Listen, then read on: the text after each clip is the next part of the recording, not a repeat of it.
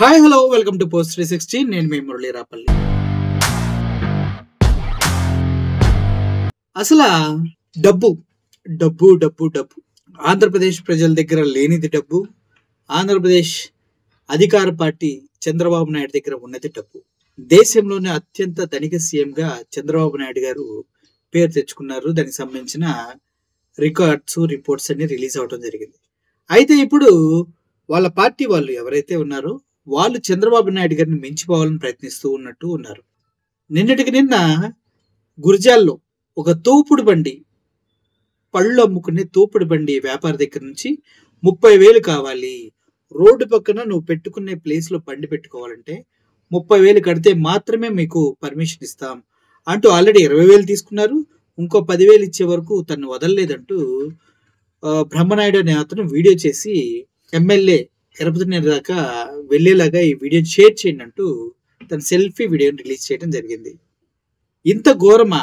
చివరికి తోపుడు బండి వాళ్ళని డైలీగా రూపాయి సంపాదించుకునే వాళ్ళని కూడా వదలట్లేదా అనుకునే టైంలోనే సంక్రాంతి సీజన్ వచ్చేసింది. ఈ నెలలో హరిదాసులు వారి యొక్క జీవనోపాధి కోసం ఈ నెలంతా కష్టపడి ఈ సంవత్సరానికి సరిపడా సంపాదించుకుంటూ ఉంటారు. అది వాళ్ళ తరతరాలుగా వాళ్ళకి వస్తున్నటువంటి వృత్తి ధర్మం. అది హరిదాసులు అనేవారు సంక్రాంతిలో వస్తారు, హరిలో హరి అంటూ పాత బట్టలు, బియ్యం, డబ్బులు తీసుకుంటూ ఉంటారు, ఇంటింటికి తిరిగి యాచిస్తూ. అటువంటి వారి దగ్గర నుంచి సదరు టీడీపీ నాయకులు 2,50,000 ఇస్తేనే నువ్వు హరిదాసుగా భిక్షాటన చేయాలి, ఇంటింటికి వెళ్ళి భిక్షాటన చేయాలన్నా, హరికథ చెప్పాలన్నా నువ్వు 2,50,000 కట్టాలి. ఎందుకంటే ఇది నీ సీజన్, ఈ టైంలో నువ్వు కడితేనే నేను ప్రజల్లోకి వెళ్ళనిస్తాను, లేదంటే నువ్వు సచ్చినట్టు ఊరకుండాలి అంటూ బెదిరిస్తున్నారంట. ఇది నేను చెప్తుంది కాదు, ఎవరినైతే బెదిరించారో వీడియో ముఖంగా చెప్తూ ఉన్నారు. ఒకసారి మీరు వినండి. విన్న తర్వాత ఎవరు ఏంటనేది డీటెయిల్స్ నేను చెప్తాను. First watch that video. Okay, చెప్పండి. మా తాతలు ముత్తాతల కాడి నుంచి వచ్చిందండి. అలాగే ఇది నెల రోజులు, సంవత్సరానికి ఒకసారి నెల రోజులు సేవ చేస్తామండి. ప్రారంభించిన కాడి నుంచి సేవ చేస్తామండి. ఇలా సేవ చేస్తుంటే వేరే వాళ్ళు వచ్చి ఇలాగా దౌర్జన్యం చేసి మమ్మల్ని కొడతానికి కూడా వచ్చారండి. కొడతానికి వచ్చి బండి తాళాలు, చింతలేని వాసు గారు బండి తాళాలు కూడా తీసుకొని నిన్న బండి తాళాలు లాగేసుకొని ఇంట్లో ఎట్టేసుకున్నాడండి. ఇంట్లో ఎట్టేసుకొని బండి ఇవ్వనని మళ్ళీ గోల్ చేస్తున్నాడు. మన వాళ్ళు చెప్తే బండి ఇచ్చారండి. ఇస్తే నేను వెళ్ళి బతిలాడానండి. 10 రోజులు ఉంది కదా, 10 రోజులు తిరుక్కుంటాను. కాళ్ళు కూడా పట్టుకున్నానండి, దండం పెట్టి కాళ్ళు కూడా పట్టుకున్నాను. సార్ గారు ఏదో మాకండి వృత్తి అండి, మా అమ్మ చిన్నప్పటి నుంచి పెంచి పెద్ద చేసిందండి, ఏదో మేము ఇలాగా సేవ చేసుకోవడానికి ఈ నెల రోజులేనండి, పట్టుకూడికి ఏదో అని ఇలాగ అన్నామండి.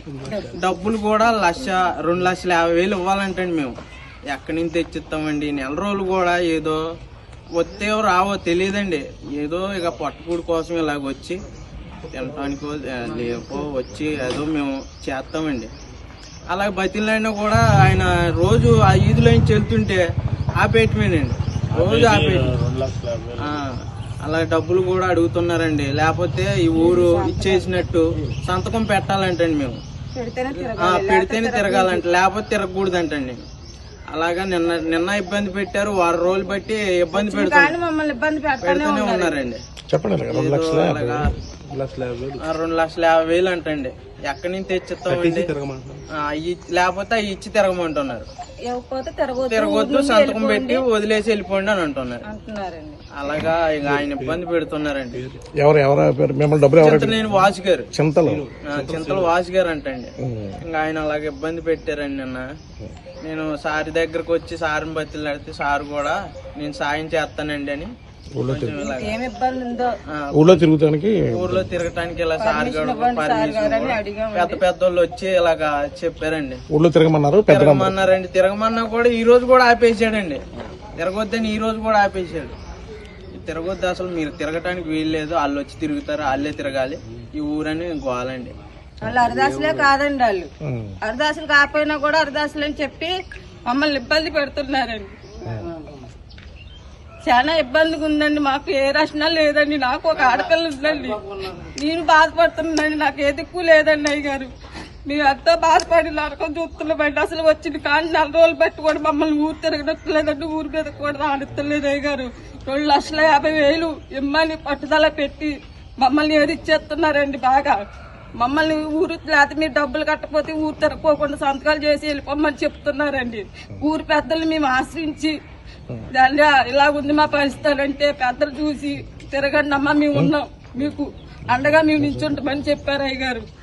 అది చూసుకొని వచ్చి మేము కాలాయాల పడి అడుక్కుంటున్నా కూడా చింతలవాసి గారు నా కొడుకు కాళ్ళు పట్టుకున్నా కూడా వేధించినా గాని ఏది చేస్తున్నారండి. మమ్మల్ని ఏ రక్షణ ఉంచట్లేదు అయ్యగారు. మమ్మల్ని ఇబ్బంది బాగా పెడుతున్నారండి. ఈ సంవత్సరం మేము ప్రతి సంవత్సరం వచ్చి మేము ఇది చేసుకోవాలంటే మీరే మాకు దయ చూపించాలని అడుగుతున్నాం అయ్యగారండి. ఊరి పెద్దల్ని మేము పరిష్కారం చూపిమని అడుగుతున్నాం అయ్యగారు. మాకు ఏ రక్షణ లేదండి. నాకు ఒక ఆడపిల్ల ఉంది. నేను పెళ్లి చేసి ఇబ్బందుల్లో ఉన్నాను అయ్యగారు. నాకు ఏ అదెరువు లేదు. నాకు ఆ ఊరి మీద ఏదో మేము దయ చూపించి మీరే కనిపించాలని కోరుకుంటున్నానండి. నమస్కారం. ఇయర్ మొత్తంలో ఒక నెల సంక్రాంతి. అప్పుడే హరికీర్తనలు పాడుకుంటూ హరిదాసులు ఇంటింటికెళ్ళి ప్రతి ఒక్కరిని పలకరించి శుభాలు పలికి వెళ్తూ ఉంటారు.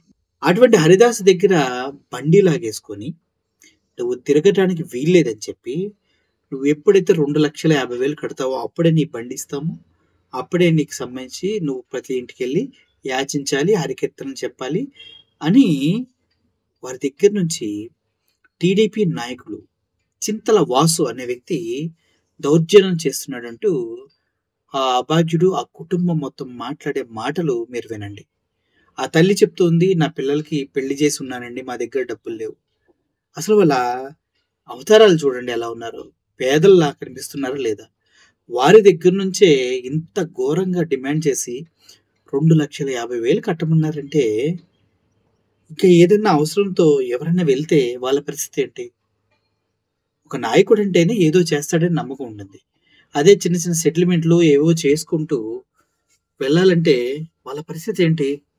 ఆ శాంతం నిలివెల్లా దోచేస్తారేమో కదా. సో ఈ విషయాన్ని మీ దృష్టికి తీసుకురావాలని నేను ఈ ప్రయత్నం చేస్తున్నా. వారు మాట్లాడిన మాటలు చూస్తుంటేనే నా గుండె తరుక్కుపోతూ ఉంది. ఎంత దీనస్థితిలో ఉండుంటారు. సంవత్సరానికి ఒకసారి వచ్చే పండుగ, వాళ్ళ వృత్తి అది, తరతరాలుగా తాతల దగ్గర నుంచి వస్తున్న ఆచారం, అది చేసుకోవటానికి కూడా పర్మిషన్ ఇవ్వకుండా ఇలా డబ్బులు డిమాండ్ చేసి బండిల్ లాగేసుకొని కొట్టడానికి కూడా ట్రై చేస్తున్నారంటే తప్పు కదా. మీరేమంటారు? నేనైతే పూర్తిగా ఈ హరిదాస్కు నా సపోర్ట్ ఇస్తున్నా. మీరేమంటారో చెప్పండి. మన కల్చర్ని మనం కాపాడుకోవాలి. ఆ కల్చర్ని తరతరాలుగా మోస్తున్న ఇటువంటి కుటుంబాలని అభివృద్ధి పదంలో నడిపించలేకపోయాం. ఎలాగో అట్లీస్ట్ వాళ్ళకి మోరల్ సపోర్ట్ అనేది ఇచ్చి వాళ్ళని కాపాడుకోవాల్సిన బాధ్యత మన పైన ఉంది. ఆ ట్రెడిషన్ని, ఆ సంస్కృతిని, ఆ సాంప్రదాయాల్ని మనం కాపాడుకోగలమని నమ్ముతూ ఈ వీడియోకి సాధ్యమైనటువంటి షేర్లు చేయాలని మనసారి కోరుకుంటూ సెలవు తీసుకుంటున్నాను. Thank you for watching this video. I'm Murali signing off. Thank you so much.